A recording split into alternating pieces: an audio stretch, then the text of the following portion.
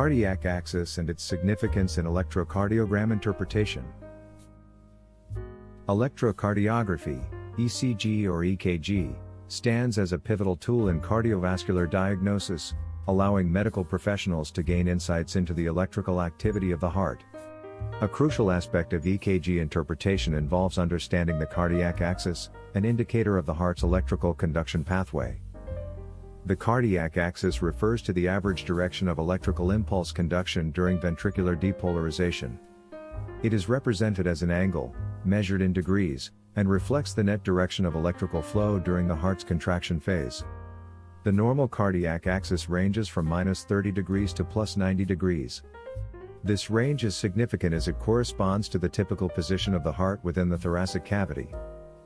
Determining the cardiac axis requires analyzing the limb leads on the EKG. Leads 1, 2, and 3, along with UF, AVL, and AVR, are the primary leads considered for axis calculation. The process involves observing the QRS complex, the part of the EKG that represents ventricular depolarization. The lead with the most positive QRS complex, i.e., tallest R wave, suggests the direction of the cardiac axis. There are 4 primary categories of the cardiac axis: normal, left axis deviation, LAD, right axis deviation, RAD, and extreme axis deviation. LAD, indicated by an axis between -30 degrees and -90 degrees, can be seen in conditions such as left ventricular hypertrophy, conduction block, or a previous myocardial infarction. RAD, where the axis lies between +90 degrees and +180 degrees, is often observed in right ventricular hypertrophy, chronic lung disease, or congenital heart disease. Extreme axis deviation, also known as northwest axis, is rare and could suggest severe pathology.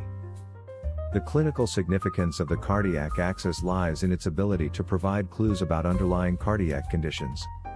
For instance, a deviation in the cardiac axis might be one of the first indicators of hypertrophy of one of the ventricles, a conduction block, or a myocardial infarction. Additionally, changes in the axis over time can signal progression or improvement of a cardiac condition.